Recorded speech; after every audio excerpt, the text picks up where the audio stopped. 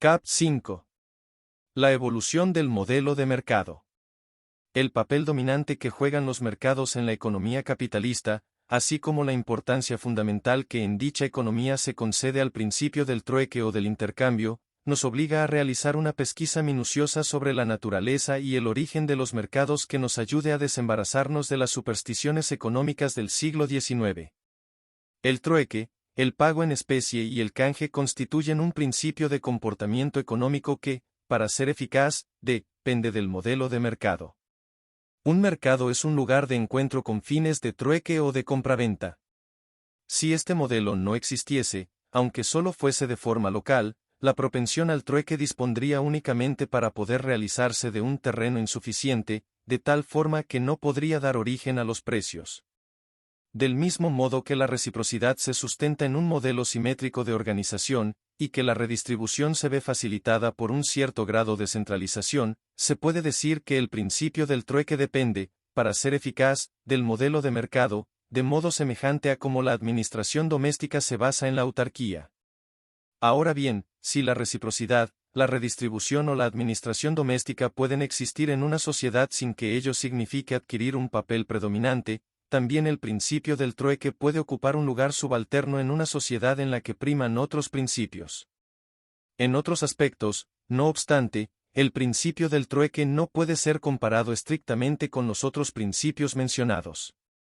El modelo del mercado, con el que este principio está asociado, es mucho más específico que la simetría, la centralidad y la autarquía, quienes en contraste con él, son simples rasgos, y no generan instituciones dedicadas a una función única.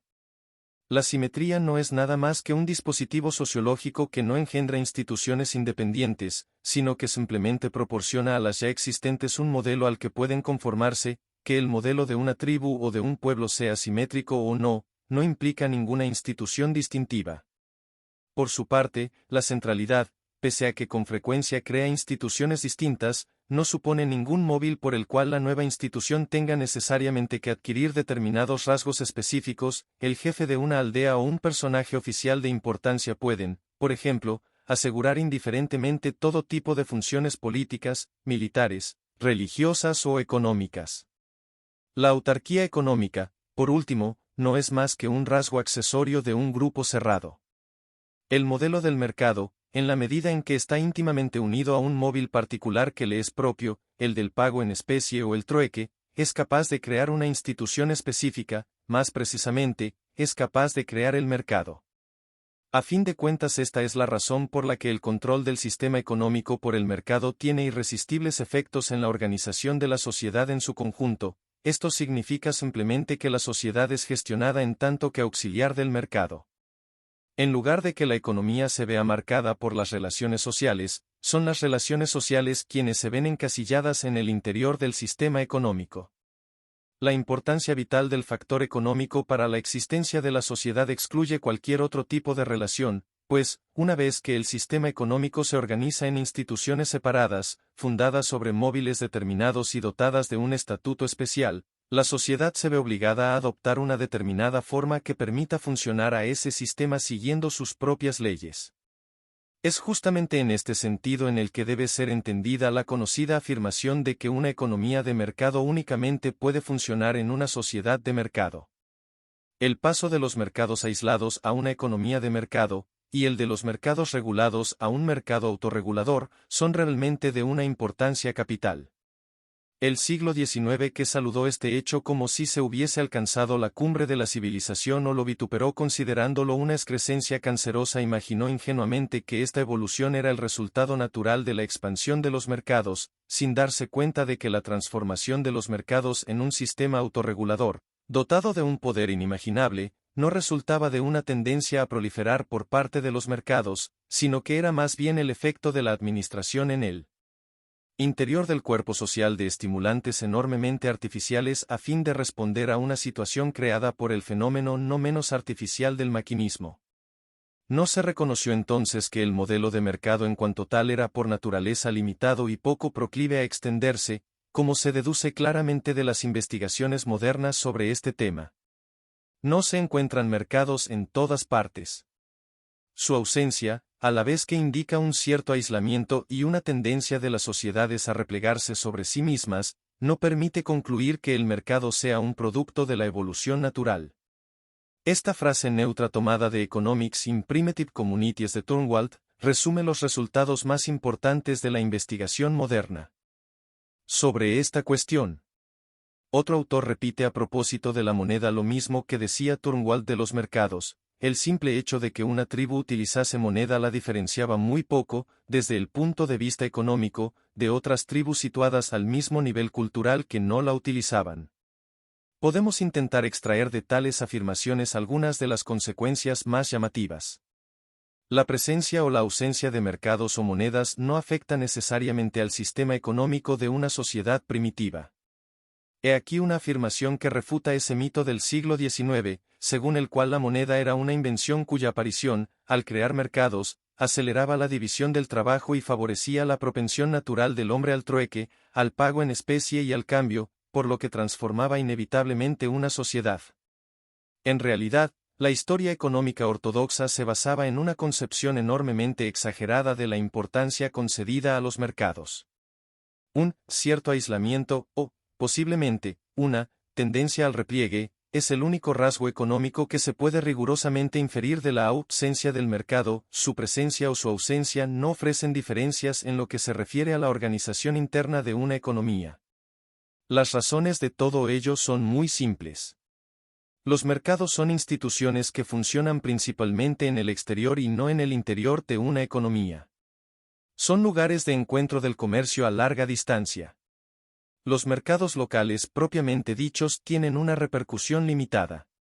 Además, ni los mercados a larga distancia ni los locales son verdaderamente concurrenciales, de donde se deriva, para ambos casos, la debilidad de la presión que se ejerce en favor de la creación de un comercio territorial, de lo que se denomina un mercado interior o nacional. Afirmar esto significa enfrentarse a una hipótesis que los economistas clásicos han considerado axiomática, y, sin embargo, estas afirmaciones se deducen de los hechos tal y como aparecen a la luz de las investigaciones recientes. La verdad es que la lógica es casi opuesta a los razonamientos que subyacen a la doctrina clásica. La enseñanza ortodoxa partía de la propensión del individuo al trueque, de donde se deducía la necesidad de mercados locales, así como la división del trabajo. De todo ello se concluía la necesidad del comercio, hasta llegar al comercio exterior del que forma parte el comercio a larga distancia. Pero si tenemos en cuenta las investigaciones actuales, nos veremos obligados a invertir el orden del razonamiento. El verdadero punto de partida es el comercio a larga distancia, resultado de la localización geográfica de los bienes y de la división del trabajo, nacida de esta localización. El comercio a larga distancia origina muchas veces mercados, instituciones que implican trueques y, si se utiliza la moneda, compras y ventas, dando así ocasión a algunos individuos a poner en práctica su pretendida propensión a trocar y a comerciar. El rasgo dominante de esta teoría es que el comercio encuentra su origen en una esfera exterior que no guarda relación con la organización interna de la economía. La aplicación de los principios observados en la casa, a la obtención de bienes que se encuentran fuera de los límites del distrito, condujo a determinadas formas de intercambio que, posteriormente, nosotros tendemos a identificar con el comercio. Para buscar los orígenes del comercio hay que partir de la obtención de bienes a distancia, como ocurre con la caza. Los Dieri de Australia Central hacen todos los años, entre julio y agosto, una expedición hacia el sur para conseguir el ocre rojo que utilizan para pintarse el cuerpo. Sus vecinos, los Yantrubunta, organizan parecidas expediciones para ir a buscar en los Flinders Hills, a una distancia de 800 kilómetros, ocre rojo y también placas de grés destinadas a triturar granos de cereales. En ambos casos es preciso, a veces, entablar combates para obtener estos productos, si los habitantes autóctonos de estas tierras presentan resistencia a la salida de esos productos. Este tipo de racies o de caza del tesoro está evidentemente más próximo del bandidaje y de la piratería que de lo que nosotros solemos considerar comercio, ya que se trata de un asunto esencialmente unilateral. En muchas ocasiones, esta práctica no se convierte en bilateral, en suma, no se establece un cierto tipo de intercambio, más que tras los chantajes que ejercen por la fuerza los habitantes locales o mediante dispositivos de reciprocidad como es el caso del circuito Kyule, de las giras de visita de los Pangwe de África Occidental, o entre los Kepele, cuyo jefe monopoliza el comercio exterior haciendo regalos a los invitados que vienen de afuera. Bien es verdad que, estas visitas utilizando nuestros propios términos, no los suyos son auténticamente, y no accidentalmente, viajes comerciales. El intercambio de bienes se practica siempre, sin embargo, bajo la forma de regalos recíprocos y también a través de las visitas que se hacen unos a otros. Podemos, pues, concluir que, si bien las comunidades humanas no parecen haberse abstenido nunca del comercio exterior, este comercio no suponía necesariamente la existencia de mercados. En sus orígenes, el comercio exterior está más próximo a la aventura, a la exploración, la caza, la piratería y la guerra, que al trueque. Este comercio puede, por tanto, no implicar ni la paz ni la bilateralidad, y, aun en ese caso, se organiza habitualmente en función del principio de reciprocidad y no en función del trueque. La transición hacia el trueque pacífico nos obliga a distinguir dos cosas, el trueque y la paz. Como hemos indicado anteriormente, es posible que una expedición tribal tenga que plegarse a las condiciones fijadas por el poder local, quien puede extraer de esta expedición del exterior algunas contrapartidas. Este tipo de relaciones, aunque no sea por completo pacífico, puede dar lugar al trueque, la apropiación unilateral se transforma en traspaso bilateral. La otra vía es la del comercio silencioso, como el que acontece en la sabana africana, en donde el riesgo de combate es neutralizado gracias a una tregua organizada, y en donde se introduce el comercio, con toda la discreción deseable, como un elemento de paz y de confianza. Todos sabemos que, en un estadio ulterior, los mercados ocupan una posición predominante en la organización del comercio exterior. Pero, desde el punto de vista económico, los mercados exteriores son algo muy distinto de los mercados locales o los mercados interiores. No se distinguen únicamente por el tamaño, sino que también sus orígenes y funciones son diferentes. El comercio exterior es un asunto de transporte. Lo que es determinante es la ausencia de ciertos productos en una región determinada, el cambio de paños ingleses por vinos portugueses es un ejemplo. El comercio local se limita a los bienes de la región, que no soportan el transporte por ser demasiado pesados, voluminosos o perecederos. Así, el comercio exterior y el comercio local dependen ambos de la distancia geográfica, el primero reservado únicamente a los bienes que pueden soportarla y el segundo a los que no pueden. En este sentido se puede decir que estos tipos de comercio son complementarios. Los intercambios locales entre la ciudad y el campo, el comercio exterior entre dos zonas climáticas diferentes, se fundan en este principio. Este tipo de comercio no tiene por qué implicar la concurrencia, y si esta última amenazase con desorganizarlo no existe ninguna contradicción en eliminarla. Al contrario del comercio exterior y del comercio local, el comercio interior es esencialmente concurrencial, excluidos los intercambios complementarios, implica un gran número de intercambios, en los cuales se ofrecen bienes semejantes y de orígenes diversos que entran en concurrencia entre sí. Por consiguiente, únicamente con la aparición del comercio nacional o internacional la competencia tiende a ser reconocida como un principio general del comercio. Estos tres tipos de comercio no difieren tan solo por su función económica, se distinguen también por su origen. Hemos hablado de los inicios del comercio exterior. Los mercados nacieron lógicamente allí donde los transportes debían de detenerse vados, puertos de mar, ríos, o allí donde se encontraban los trayectos de dos expediciones por vía terrestre. Los puertos nacieron en los lugares de transbordo. La breve proliferación de las famosas ferias de Europa es todavía un ejemplo de creación de un tipo determinado de mercado para el comercio a larga distancia, otro ejemplo es el de paños en Inglaterra. Pero mientras que las ferias y mercados de paños desaparecieron de una vez con una celeridad que debe desconcertar al evolucionista dogmático, el portús estaba destinado a jugar un enorme papel en la creación de las ciudades en Europa occidental. Y, sin embargo, incluso cuando se fundaban ciudades en los lugares de mercados exteriores, los mercados locales permanecían con frecuencia, distinguiéndose no solamente por su función, sino también por su organización. Ni el puerto, ni la feria, ni la venta de paños generó mercados interiores o nacionales. ¿Dónde debemos pues buscar su origen?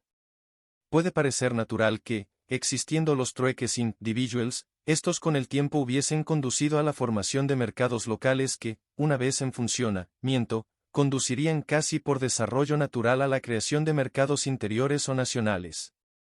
Ninguna de estas dos suposiciones, sin embargo, está fundada. Por regla general, se ha comprobado que los trueques o cambios individuales no conducen a la creación de mercados en las sociedades en las que predominan otros principios de comportamiento económico. Actos de este tipo son corrientes en casi todas las variantes de las sociedades primitivas, pero se los considera como secundarios, pues no proporcionan aquello que es necesario para vivir.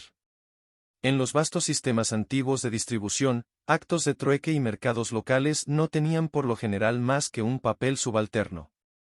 Esto es válido también allí donde regía la reciprocidad, en este caso los trueques quedan habitualmente enmarcados en relaciones a largo plazo que suponen la confianza, situación que tiende a hacer olvidar el carácter bilateral de la transacción.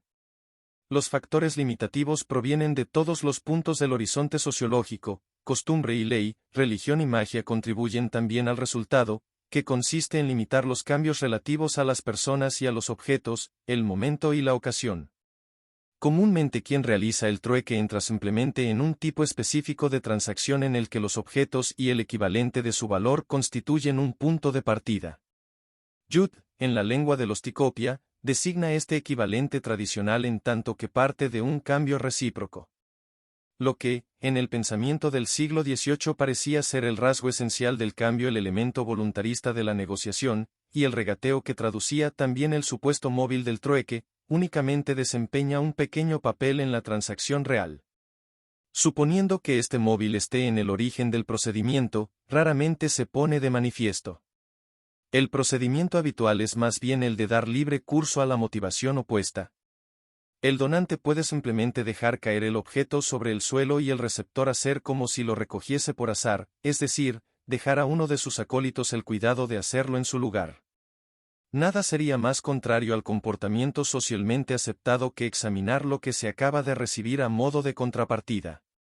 Podemos sospechar con toda verosimilitud que esta actitud refinada no responde a una auténtica falta de interés por el aspecto material de la transacción, por lo que cabría pensar que, en realidad, el ceremonial del trueque responde a un fenómeno de neutralización destinado a limitar la amplitud de las transacciones. A decir verdad, y si tenemos en cuenta los datos disponibles, sería temerario afirmar que los mercados locales nunca se desarrollaron a partir de trueques individuales. Por muy oscuros que sean sus inicios, se puede sin embargo afirmar que, desde el comienzo, esta institución ha estado acompañada de unas determinadas garantías destinadas a proteger la organización económica dominante de la sociedad contra la injerencia de las prácticas del mercado. La paz del mercado quedaba asegurada a costa de rituales y ceremonias que restringían su radio de acción, a la vez que garantizaban su capacidad de funcionar en los estrechos límites que le eran asignados. El resultado más importante de los mercados, el nacimiento de las ciudades y de la civilización urbana, fue, en realidad, la consecuencia de una paradójica evolución, pues las ciudades, vástagos de los mercados, fueron no solamente su parapeto protector sino también el instrumento que les impedía extenderse al campo y ganar así terreno en la organización económica dominante de la sociedad. Posiblemente son los dos sentidos del verbo contener, lo que expresa mejor esta doble función de las ciudades en relación a los mercados, la de protegerlos y la de impedir su extensión. La disciplina del mercado era aún más estricta que la del trueque, rodeado a su vez de tabúes destinados a impedir que este tipo de relaciones humanas usurpase las funciones de la organización económica propiamente dicha. Veamos un ejemplo tomado del país Chaga: hay que ir regularmente al mercado los días de mercado. Si cualquier suceso impide que el mercado se celebre en un día determinado o en más, los negocios no podrán reiniciarse hasta que el lugar en el que se celebra el mercado no haya sido purificado. Cada afrenta que acontezca en el mercado y lleve consigo efusión de sangre precisará una expiación inmediata. A partir de ese momento ninguna mujer podrá abandonar el mercado, ni tocar a ninguna de las mercancías, que deberán ser lavadas antes de llevarlas y de utilizarlas para alimentarse. Como mínimo, una cabra deberá ser sacrificada inmediatamente.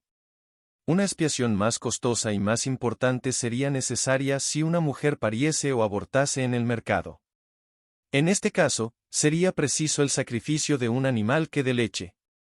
Además de esto, habría que purificar la granja del jefe con la sangre sacrificial de una vaca lechera. Todas las mujeres del país, distrito por distrito, debían de ser asperjadas. Parece claro que reglas de este tipo no facilitaban la extensión de los mercados.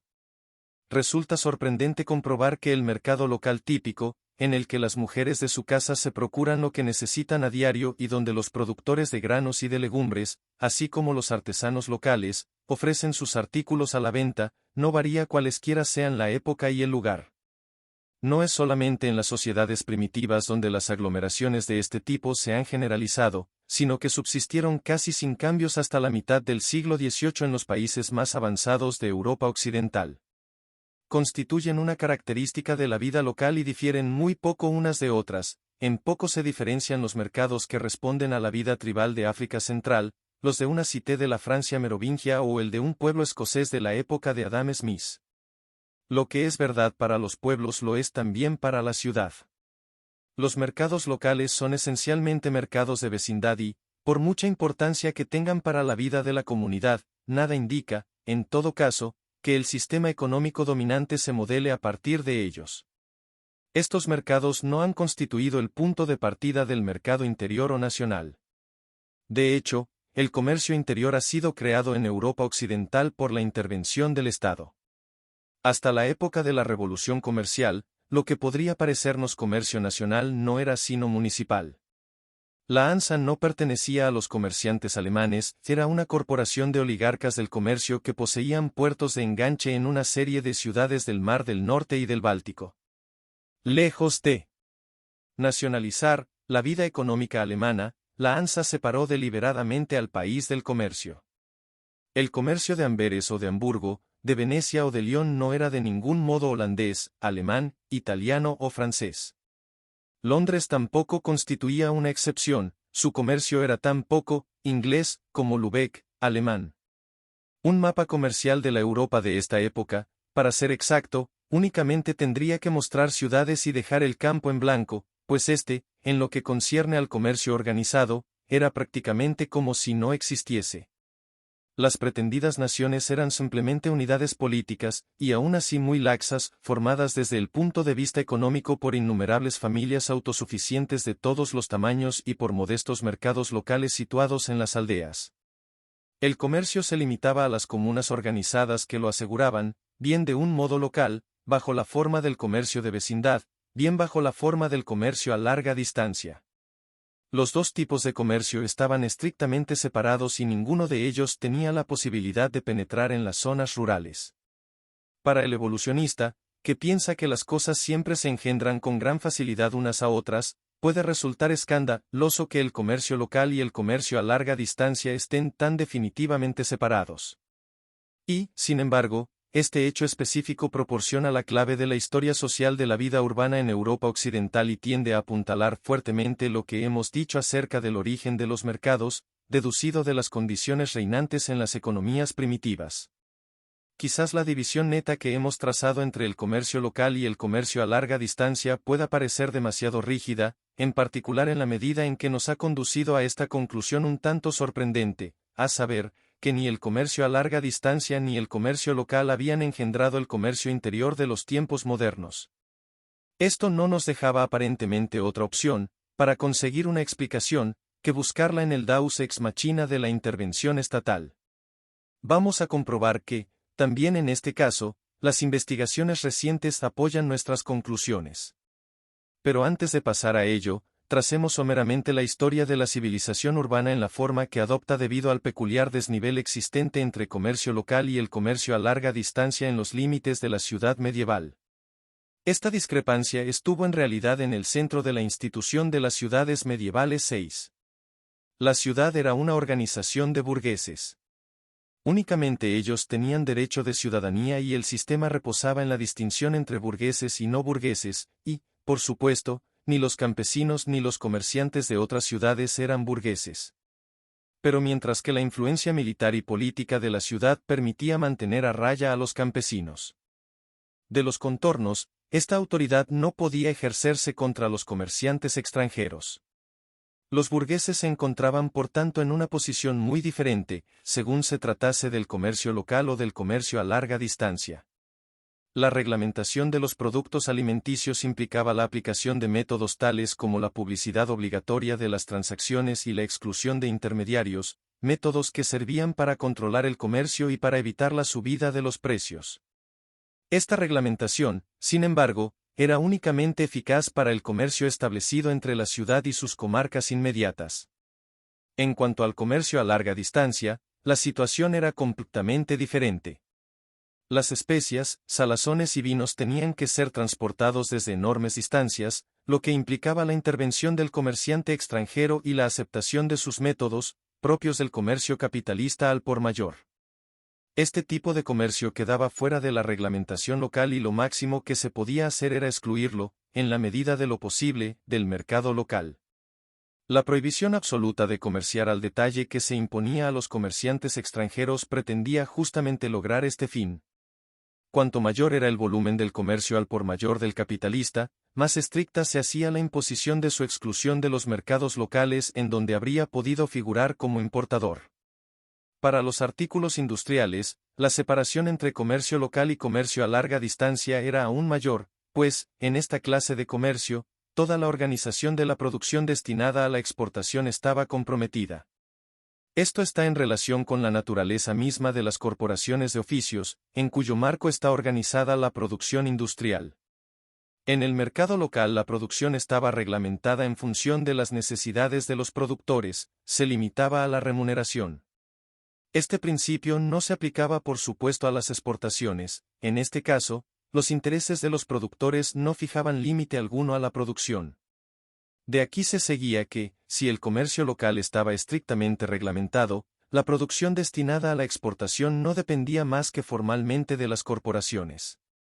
La industria exportadora dominante en la época, el comercio de tejidos estaba de hecho organizada sobre la base capitalista del trabajo asalariado. La reacción de la vida urbana ante un capital móvil que amenazaba con desintegrar las instituciones de la ciudad consistió fundamentalmente en separar de forma cada vez más estricta el comercio local y el comercio de exportación. Para evitar el peligro del capital móvil, la ciudad medieval prototípica no intentó colmar el desnivel que separaba a un mercado local, controlable en sus aspectos aleatorios, de un comercio a larga distancia que resultaba incontrolable. Por el contrario, presentó cara directamente al peligro aplicando, con el más extremo rigor, esta política de exclusión y de protección que constituía su razón de ser. Esto significaba en la práctica que las ciudades suprimían todos los obstáculos posibles para la formación de este mercado nacional o interior que reclamaba el capitalista mayorista. A partir de entonces el principio de un comercio local no concurrencial y de un comercio a larga distancia, asimismo no concurrencial y realizado de ciudad en ciudad, era mantenido y, de este modo, los burgueses impedían por todos los medios a su disposición la absorción de las zonas rurales en el espacio del comercio, así como la instauración de la libertad de comercio entre las ciudades del país. Fue esta evolución la que impulsó al Estado territorial a adoptar un protagonismo como instrumento de la nacionalización del mercado y como creador del comercio interior. En los siglos XV y XVI la acción deliberada del Estado impuso el sistema mercantil al proteccionismo más encarnizado de ciudades y principados.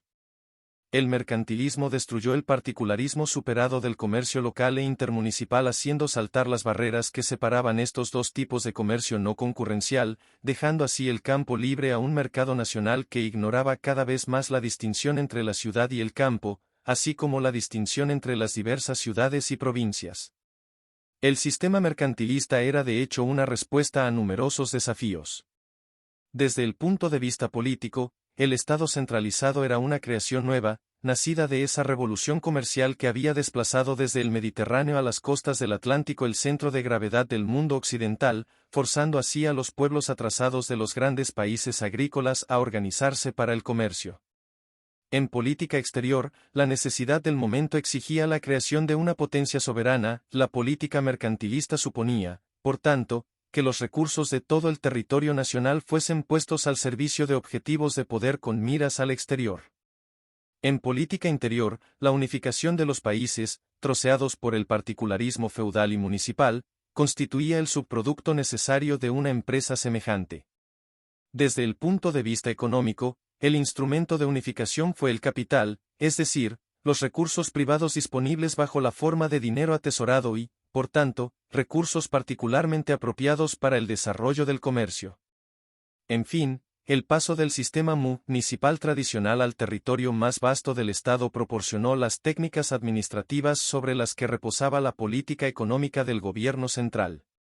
En Francia, donde las corporaciones de oficios tendían a convertirse en órganos de Estado, el sistema de las corporaciones se generalizó por todo el país. En Inglaterra, donde la decadencia de las ciudades fortificadas había debilitado mortalmente este sistema, se industrializó el campo sin el control de las guildas, mientras que, en los dos países, oficios y comercios se extendieron por todo el territorio de la nación y se convirtieron en la forma dominante de la actividad económica. Precisamente en esta situación residen los orígenes de la política comercial interior del mercantilismo. El recurso a la intervención del Estado había liberado, como hemos señalado, al comercio de los límites que le imponían la ciudad y sus privilegios, se puso así fin a dos peligros estrechamente imbricados que la ciudad había afrontado con éxito, el monopolio y la concurrencia. La posibilidad de que la concurrencia derivase en monopolio era un hecho del que se era bien consciente en la época. Al mismo tiempo, el monopolio era entonces más temido que lo fue posteriormente, pues afectaba con frecuencia a las necesidades de la vida y se transformaba por tanto fácilmente en un peligro para la comunidad. El remedio administrado fue la reglamentación total de la vida económica, pero esta vez a escala nacional y no simplemente a nivel municipal. Lo que para nuestra mentalidad podría pasar fácilmente por ser una exclusión a corto plazo de la concurrencia, era en realidad el medio de garantizar el funcionamiento de los mercados en las condiciones dadas, ya que toda intrusión de compradores o de vendedores esporádicos en el mercado estaba abocada a destruir su equilibrio y a contrariar a los compradores y vendedores habituales, por lo que se produciría como resultado un colapso funcional. Los antiguos proveedores ya no ofrecían sus mercancías, pues no podían estar seguros de que éstas les reportarían una ganancia justa y el mercado, abandonado, sin suficientes provisiones, pasaba a convertirse en presa fácil del monopolista. En un menor grado los mismos peligros existían también respecto a la demanda, ya que una caída rápida de la misma podía suscitar la formación de un monopolio. Cada vez que el Estado adoptaba medidas para desembarazar al mercado de restricciones particularistas, de concesiones y de prohibiciones, ponía en peligro el sistema organizado de producción y de distribución, amenazado desde entonces por la concurrencia no reglamentada y por la irrupción del comerciante fraudulento que saqueaba el mercado sin ofrecer a cambio ninguna garantía de permanencia. Se explica así que los nuevos mercados nacionales fuesen, inevitablemente, concurrenciales únicamente hasta un cierto punto, pues lo que prevaleció fue el elemento tradicional de la reglamentación y no el elemento nuevo de la concurrencia. El hogar autárquico del campesino que trabajaba para su subsistencia siguió constituyendo la amplia base del sistema económico, en vías de integrarse en grandes unidades nacionales gracias a la formación del mercado interior. Este mercado nacional se instauraba a partir de entonces, confundiéndose en parte con el mercado interior y situándose al lado de los mercados locales y extranjeros. A la agricultura se había venido a añadir ahora el comercio interior, sistema de mercado relativamente aislado que era por completo compatible con el principio de la economía doméstica que dominaba entonces en las zonas rurales. Concluimos así nuestro cuadro sinóptico de la historia del mercado hasta la época de la Revolución Industrial. La etapa siguiente de la historia de la humanidad vivió, como todos sabemos, una tentativa para establecer un único gran mercado autorregulador. Nada en el mercantilismo, sin embargo, presagiaba, a partir de su política particular de Estado, nación occidental, ese desarrollo único en su género.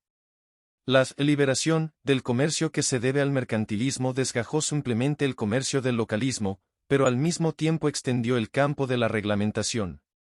El sistema económico estaba entonces sumergido en las relaciones sociales generales. Los mercados no eran más que una dimensión accesoria de un marco institucional que la autoridad social controlaba y reglamentaba más que nunca.